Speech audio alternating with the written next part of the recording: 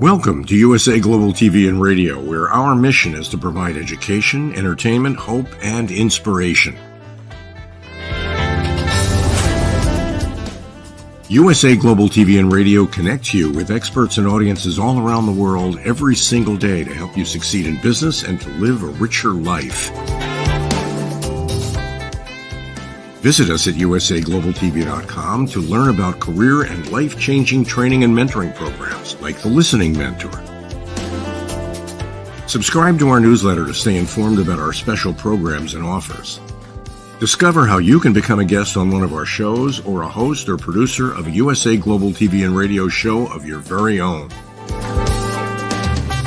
That's USA Global TV and Radio, where the doctor is always in.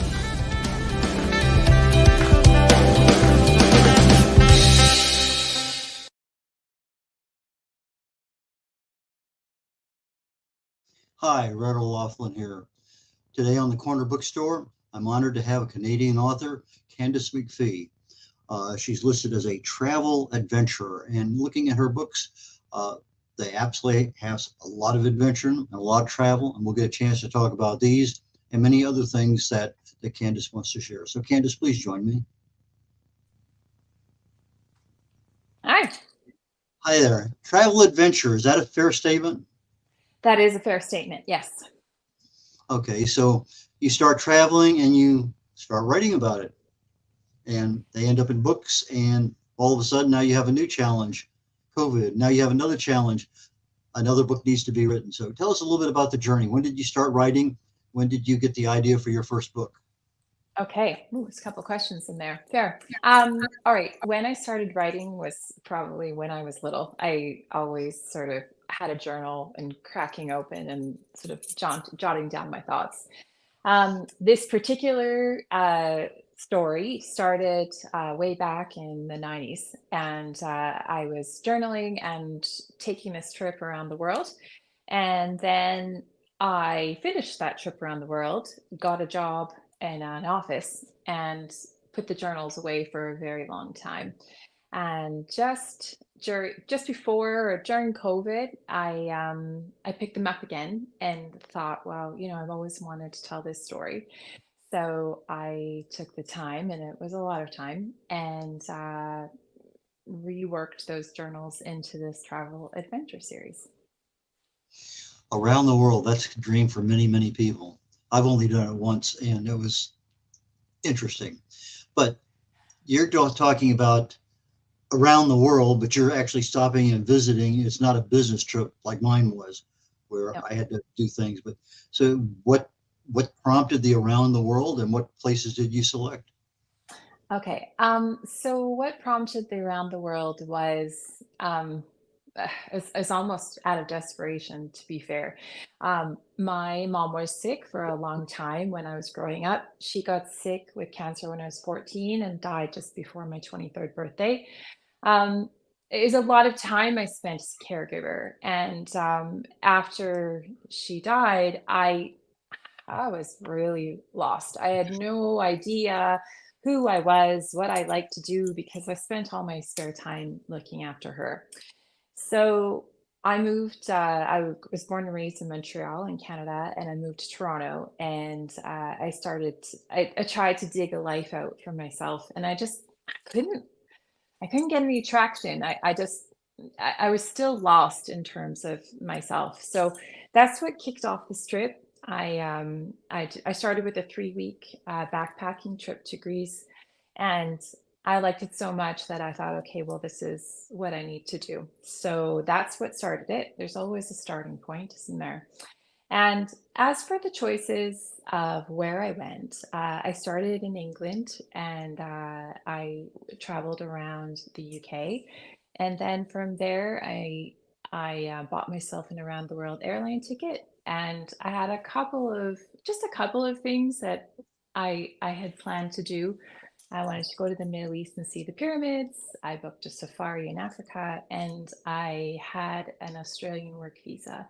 Beside that, everything else was just stuff in between, and I kind of figured it out along the way.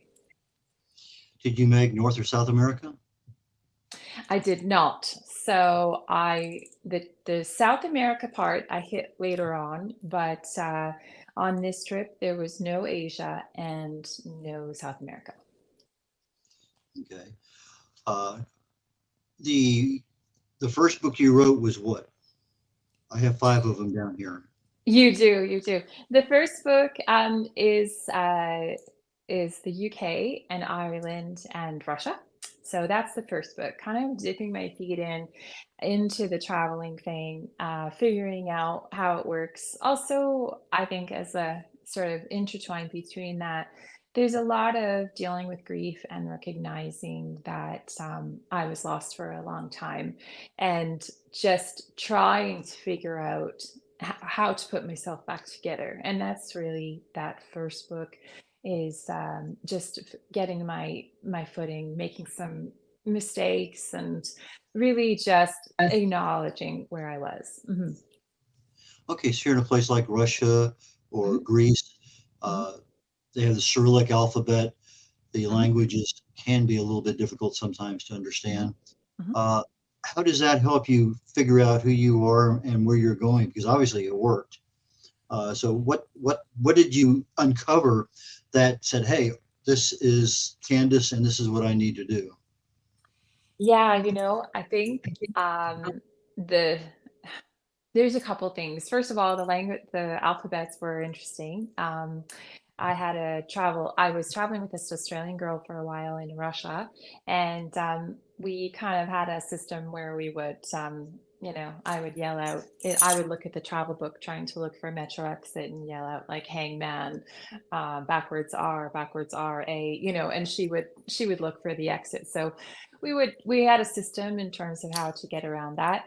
I think really it was about the struggle that just every day, just in terms of finding food, because food was difficult to find sometimes, um, getting around, just spending an hour in the train station, just trying to find the right train because everything was in a different language. I think it's about the perseverance and the tenacity, and the times when you're dealing with stuff and you're so frustrated, and but it's in those moments where, yay, we got on the right train, we're going to this place. And um it's in those moments of those small wins, and over time, just time to reflect, when you're on the train or on the bus, and just taking the time to really dig into how you feel, and you get a different exposure to different things that are important when you're not at home, right?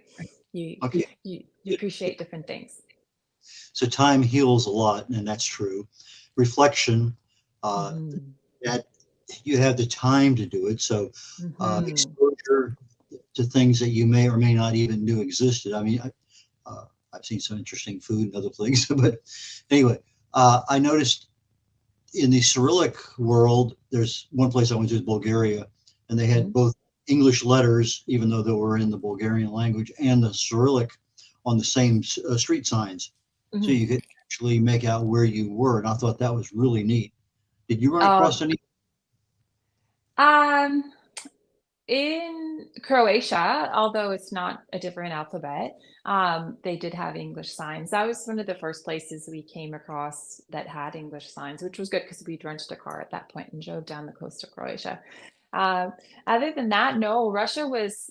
I think Russia was the first our first step out of the English language into a different language, and they didn't even number their metro exits. And you go to Moscow and you get off the metro, if you take the wrong exit, you're kilometers away from where you need to be.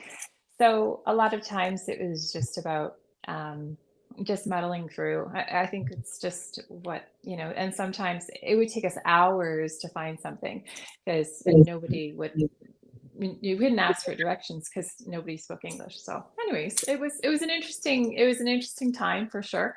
And it was so beautiful, it was worth it. So Okay, so the exits, sometimes they help a lot. Sometimes, as you say, you get off on the wrong one and there's your adventure. yeah. Yeah. Let's talk a little bit about landing place, Johannesburg visit. That's a little far down there for a Canadian to go all the way. That's literally halfway around the world. It is. It is. It's literally halfway around the world. And ironically, I had met a man at Canada Day in a Canadian bar in Moscow. And he gave me his email because he lived in Johannesburg. And he said, well, when you come, send me a note, drop me a line, and you can stay with me. And when you're backpacking, you take a free place. Absolutely. So I emailed him and said, hey, I'm going to be in town at this day. And he said, well, I'm not going to be there, but I'll get one of my guys to pick you up. And I said, okay, sure. And so I got picked up at the airport by a French Canadian guy from Montreal. And he and his roommate both played hockey, and they had hockey bags on their back porch. And I thought, oh my God, how can I be in Johannesburg with two guys that play hockey? And it was just the most random thing. So anyways, I went to the one rink in Johannesburg, and there was like a drip. It was in a shopping mall, and there was a drip from the ceiling, so they didn't play on the blue line. There was a big drip hole. But other than that, yeah, it was a very interesting time. So Johannesburg, I don't think I had a usual Johannesburg experience. It's very probably different than most people have. But once I left Johannesburg and went down the coast of South Africa to Cape Town, that's when I think it got a little more real and a little different. So it was good. Did you make two different trips to Africa? Because one I'm looking at, Beautifully Warped, was about bush camping. Was that on that same trip? Yeah, it's all on the same trip. I first started writing, and it's an interesting thing writing. You figure out kind of how you want to tell the story, and then what do you want to share? And my goal when I started writing these books was I wanted people to be able to take the trip. I wanted you to take the whole trip in terms of the personal journey and the physical journey. And you need quite a few words to get that in. It's an interesting thing when you tell a travel story because every place is new. So it uses up quite a few words when you're trying to describe a new place because there's not really repeats. When you read another book, you might describe the house and then all the action happens in the house. So you don't have to use your words to describe the places as much. So because I wanted the reader to experience what it was like to take the train and what it was like to get lost and then what it was like to stay in a hostel with completely weird people. And so it blew out into these 5 books. So it is one continuous journey around the world. And Beautifully Warped is actually a 6-week safari that I took from Nairobi to Harare. And it was in an overland truck, and I was on my own with 26 strangers and living on essentially this converted Mack truck into a travel vehicle, like a bus, and living in tents. And I'd never camped before. I camped one time when I popped the trunk, and then we just took stuff out of the trunk and then packed it up again. I had never put a tent together.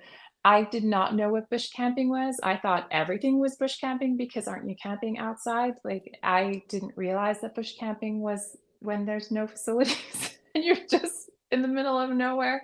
So there was a steep learning curve in my camping, and I by the end of it I got my groove on, but it was a little bit of a shock to really realize what bush camping was for me.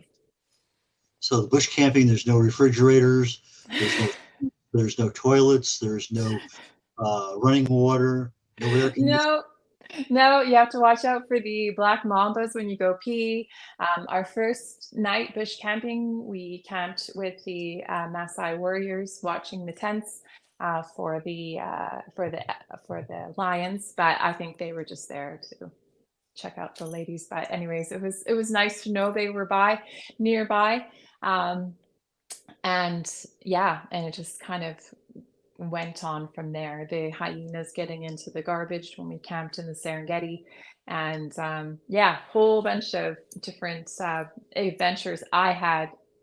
I just had no idea because back then when I did this, I booked a 6 week safari based on a half an hour, foggy VHS tape video advertising the safari.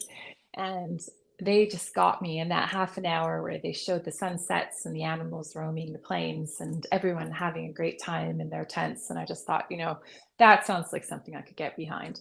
I was completely underprepared for, the actual reality of what it was like to live on a truck with a bunch of people. And most of the folks were either from England or from Australia and New Zealand, and they really like curry. Like I really had no idea how many different curry dishes you could make. Um, Egg curry, just about everything curry. So, anyways, just different foods, different experiences, different personalities. So it was a pretty fun time, I have to say. Yeah. Sounds like a fun time. How much did your backpack weigh? Uh, 22 kilograms when I left London. Kilograms. 22 kilograms. And Yeah, that's a lot. I couldn't get it up on my back. I either had to prop it up on the bed and then sort of winkle it on. I figured it would get lighter as I went on, but I was just kidding myself. I think the main thing was because I was planning on traveling for such a long time and a lot of the countries I was traveling to didn't speak English. So I had a bunch of travel guides. They're not light, they're quite thick. And I also had a real range of clothes. I was trying to have, some warm weather gear, some wet gear. I needed boots to hike. I needed all sorts of stuff. So, and medicine, I had to leave with malaria drugs for Africa. I had, a whole bunch of antibiotics, like just everything. You had to pretty much have everything, your whole house in your on your backpack. So, yeah. And then you also had to have your tent in your bed. I had a sleeping bag and a sleep mat, but the tent was provided by the safari company. So it was one thing I didn't have to carry. Thank goodness. How many changes of clothes did you typically carry on a backpack? I might have had 3 pairs of pants, 2 pairs of shorts and t-shirts and a sweater, and a raincoat. There wasn't underwear, bra, one bathing suit. That was pretty much it. And it sounds like a lot, but it really isn't when you have to wear the same thing over and over again until you can find a place to wash your clothes. How often did you find a wash-up area? There was times where it was 3 weeks. I would be hand washing my socks and underwear in the sink, but other than that, putting those same pants on again got a little bit tiring after a while. Yeah. Yeah, the reason I was asking is my wife and I did a 500-mile walk across Spain a few years ago, the Camino de Santiago. Yeah. Her backpack was 15 pounds, mine was 18. And we had 3 changes of clothes that we literally washed each night, whatever we wore that day. But they were very quick drying. You could hang them up in a few hours. They were literally dry. Mm-hmm. we didn't live in bush camping conditions. The only reason that my wife decided to go or chose to go was that she had to have a private room, private bath every night. And we found them every single night except one. And it turned out to be a very, very successful walk. It took us 30 days to walk the 500 miles, and we were gone from home about 7 weeks. That sounds fantastic. Wow, I'm so envious. That sounds great. But finding color, now we're talking, that's your backpack in Greece. Yes, What was really unique about Greece that you just have a fantastic memory of? I think, so many things. I'm just trying to think.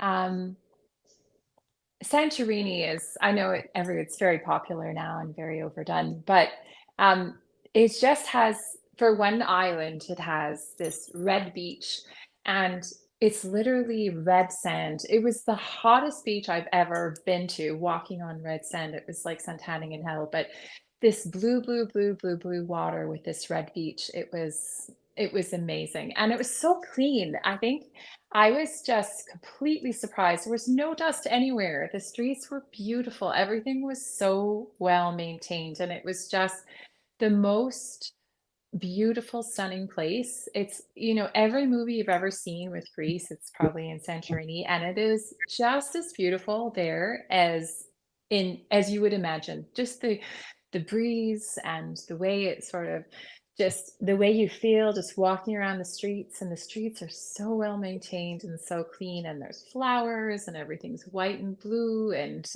that it's just that feeling of walking around the most beautiful place you could ever imagine. Life Strikes Back is your book about Russia. The books, titles you have are interesting. How did you come up with the names for your books?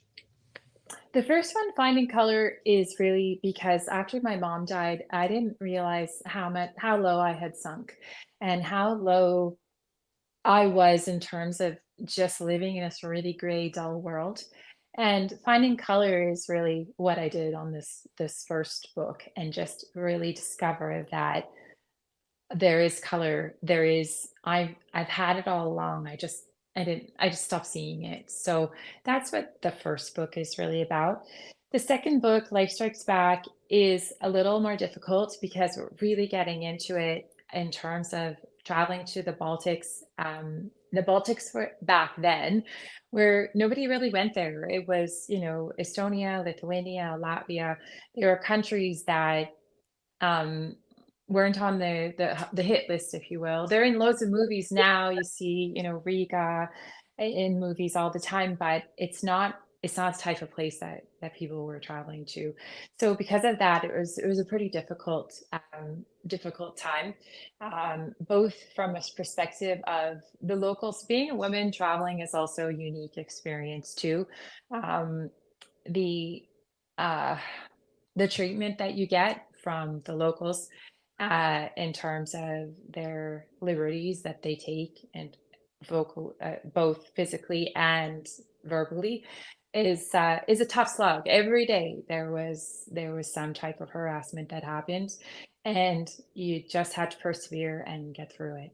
And that's what this second book is about. It's I took my inspiration from Star Wars, and what I loved about The Empire Strikes Back and Star Wars was that it was a sad book, right? A sad movie. It was difficult. The characters faced so many hard things, but what made the movie so good was the camaraderie and the quips and the way they backed each other up, and they really became a team. And that's what happened in book two. I was traveling with my Australian friend, and between the two of us, we were able to overcome the physical challenges and the mental challenges. And also, it was the time that I really took the space to recover from a grief perspective. So, but it's not a sad book though. It's a good book. It's funny. We have a lot of funny things.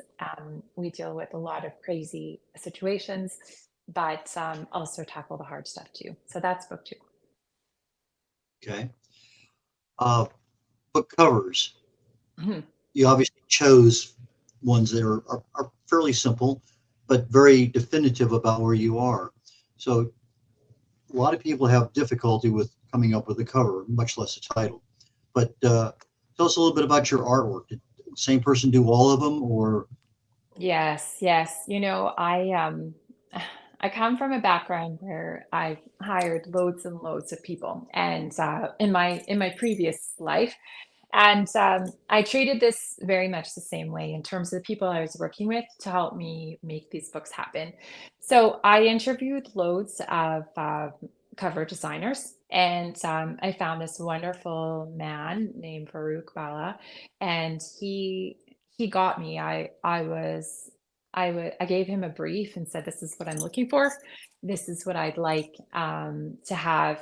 The spirit of what the book is, and he came back with the first design. It was pretty close to, it had the same spirit of what the covers are, but the design then sort of morphed into itself in terms of having the girl in the same place on the cover with a map, because it kind of sort of nails you into a time period by having a map. And then I, as much as possible, tried to have on the left side, the starting point, the right side where the book ends, and then with the girl in the middle. So, and the sky colors change and go from like morning to night as the books go along. So there's a little bit there, but it was kind of fun to have some consistency in terms of the font, and the girl and her hair changes, her clothes change.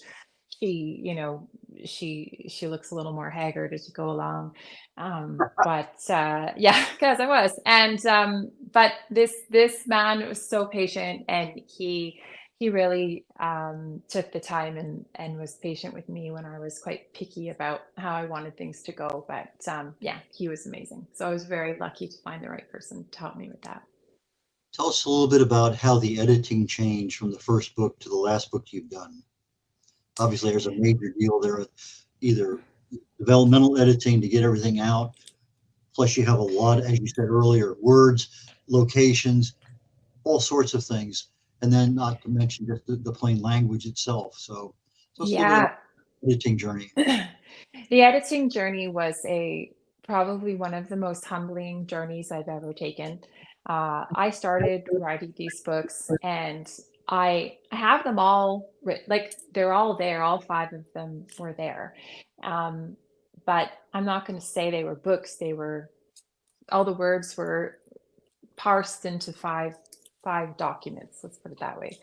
Um, at that point, I'd gone as far as I could in terms of understanding how to write. I had decided the structure, I had decided what I wanted to say, but I didn't know if what I had was any good. The few people that had read it said, "Oh, yeah, it's pretty good." But pretty good wasn't enough. I wanted to write a good book. I wanted to write a book that people would enjoy reading. And I thought, I'm not going to put my name on something that's not the absolute best of what I can deliver. So I did the same thing again. I interviewed some folks, and finally found, after quite a few false starts, found an amazing developmental editor who took the time and the patience, but also was honest and really helped me learn how to write properly, and dump the extra words, dump the extra scenes, and really focus on what is going to tell the story. So it was years, and I'm honestly telling you, years from when I thought, "Yay, I have a book," to when I actually had a book. It's over and over again went through. I was meticulous in terms of the words I used for certain people, the words people would use, because I'm traveling in an international environment. What words people from England use, what words people from Scotland use, what words people from Australia use, and making sure that I have the slang so everybody sounds like how they would from each country. And not only that, but making sure that each scene has its right to be on the page and furthers the story. So yeah, so that took years, and I have to say again, most humbling journey I have ever taken. I was very good at my old job, and when I quit that job and started to write, I thought, "Oh yeah, yeah, this is great," but man, did I have a lot to learn. And it was fun. It was a fun journey. I enjoy it now, and now I just it's like a game trying to find the best words, like the most succinct way to tell, to write a story is a very, I don't know, nerdily compelling thing that I like to do. Names. Did you use real names or did you protect the innocent? And if you use real names, did you get a release? No, nobody's real name is in the book besides mine, and my family's. So they were cool with it. So, and everyone mostly is from a different place. Everyone, if I did not, even as the places I stayed, if it was a bad experience, I changed the name. If it was a good experience, I left the name the same. I figured that was fair. Also, in terms of my rules of how I approached writing a memoir, there's a lot of things that aren't in the book that people told me that were personal to them. So those aren't in the book because they confided in me at that time, and that is not for me to share. What is in there is how I felt and interactions I had with people, which were public in terms of, conversations or things that happened while we were together. But there's no information that someone shared with me that that in confidence, that's not in there. Any photos or images that you picked up along the way? Yeah, there's some photographs on my website. Each book has a topic, and there's photographs on my website just to give you a taste of what it was like at that point. They're grainy and a little bit old because they're actually from my camera, which my 35 millimeter camera. But yeah, they're all in there. Transportation. Did you do a lot of driving or was it trains and buses or? Yeah, trains, buses, boats, taxis, and the only time I drove was we treated ourselves and rented a car through Croatia because Croatia's a pretty popular travel destination now, thanks to the Game of Thrones. But at the time, Croatia wasn't very popular, and getting through Croatia was very difficult and expensive. So we kind of did the math, and it was just around the same price to be able to rent a car. So it was a real treat after sort of, walking for, kilometers and kilometers to get to a bus station or whatever, to actually just being able to throw your stuff in the car and go. So it was nice. But that was the one time we rented a car. I found Zagreb very interesting, especially the underground part of it. Did you Mhm. explore much of that underground? I did not get to much of the underground in Zagreb. We were only there for one day because we were trying to get a car and get out to the coast. But the coast did not disappoint. It was, did you travel through Croatia? I did. I was with the military, and so I had some times when I could drive with other people or be a passenger, and other times when I was driving to. I didn't go down to Dubrovnik, but Makarska was one that I really liked. Split, Hmm. a couple other Hmm. places there that I just fell in love with because they were just so picturesque, so interesting. Food was great. Just a lot of things there. Absolutely. Actually, we met two guys from the UN when we were there having dinner in Zagreb, and we spent the night. They dragged us all around. One guy was from Macedonia, and the other guy was from France. So they kind of showed us around town for the one night we were in town. So met some military folks there too. Yeah, the Macedonia is a pretty interesting place. So they were having some problems with the name. Fyrom, I think, is what they called it back in the 90s when I was there. Former Yugoslavian Republic of Macedonia, and they were Mm. having problems with Greeks and Macedonia and this and that and whatever. Anyway, but first time I tried to get in there, we were snowed out. Anyway, it's interesting that things happen. We ended up over in Italy, and it turned out to be a beautiful trip anyway. But regardless. So use that. Okay, folks, got that. Just about getting down to the end here on my things. What advice would you give to new authors? We're just about getting to the end. So there must be two or three things that if you're speaking at an event and somebody's asking you, what do you think is really important if you're a new author and getting ready to write, whether it's about Mm. travel or romance or it doesn't matter. But just Yep. writing it is a key. Yeah. I think the first thing is just do it. get it down on paper. That would be my first advice, and write it, right? And just however you need to write it, just get it down. And then the next thing for me would be, don't be disappointed if that's not the end. um, to me, writing story, getting it down on paper was a very freeing experience because you can just get it out. But that, to me, the real work starts then. And this is just me, but I would be at that point, then my advice is don't give up, find the right person to help you elevate your book. I think thinking you can do it on your own would be, and maybe some folks can, but would be a mistake. I think just getting some feedback, um, in a sense of anything. It could be just, okay, consistency, or, I don't understand what happened here. The clarity of something that you think is clear, having the view of someone else's opinions to be able to say, okay, just reading it cold, I don't understand, like, you lost me here. And the worst thing you can do is disengage your reader. So the getting a second opinion on your book, and someone that you trust, and someone that you actually would respect their opinion, that's important too. And then just taking the time to do the edits. I think for me, what I've learned is anything that distracts your reader from the flow of the story is your job to fix. So whether it's repeating words too many times, too many same reactions, just superfluous words that drag the story down, it's your responsibility to spend the time to go through and get rid of that, to make the reader's experience as smooth as you can. And then that's when you know you have a good story.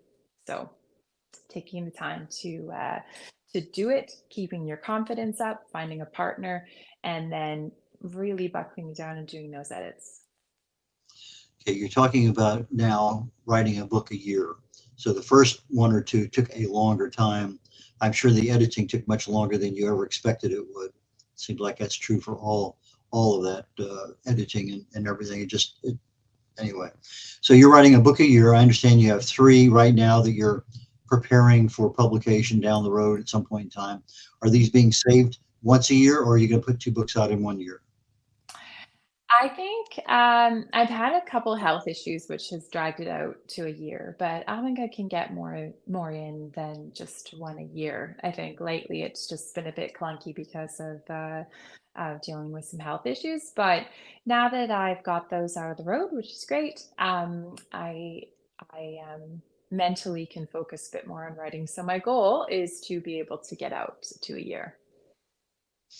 Okay, we're almost at the end of the show. How can people get in touch with you? How can they buy your books? Do you have any events or anything coming up that you're going to be at in person? So, world about. Yeah. Go ahead. Yeah. Okay. The best way to check out my what I've got going on is my website, and that's CandaceMacPhie.com. You can follow me on Instagram or TikTok at Candace MacPhie. And I'm not at any events coming up soon because I'm just writing just now. But I would love to. Please do get in touch. And the books, there's links to the books on the website as well. Okay, for our audio audience that can't read our crawler, Candace, Candace, MacPhie, MacPhie.com. Now you chose .com as opposed to a lot of other Canadian authors that choose .ca. So in this particular case, her website is CandaceMacPhie.com. And just about anything that they need to find can be found there on your website, correct? Absolutely. Yes. Well, I am super happy to have talked to you today. I love travel. I love the little stories. There's just so many things out there. And so I actually look forward to buying 1 or 2 of your books because I'm interested to see what some of your experiences in places I haven't been to yet. So anyway, Candace, thank you so very, very much. I really and truly appreciate it. And join us again down the road. I'm more than happy to have you. This is Red O'Loughlin. Typically, we have my next show starting in about 20 minutes called The Wise Ones. Had a cancellation last minute, so we're not having that today. I do not know whether my show Talking Heads will be in an hour and 20 minutes or in 20 minutes. That's to be determined, but that'll be part of the program on the USA Global TV and Radio Network.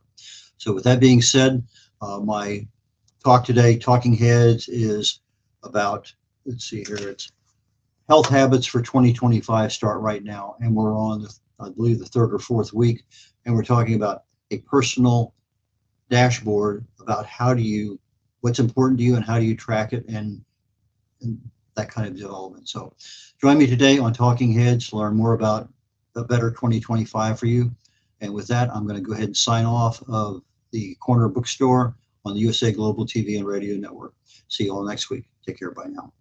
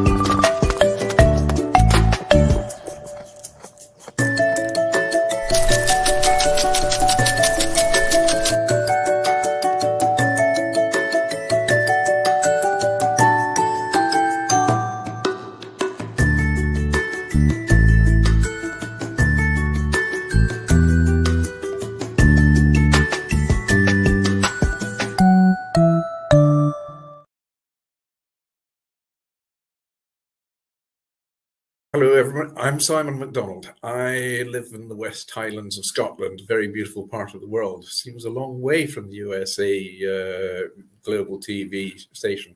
But remember, USA Global TV is worldwide.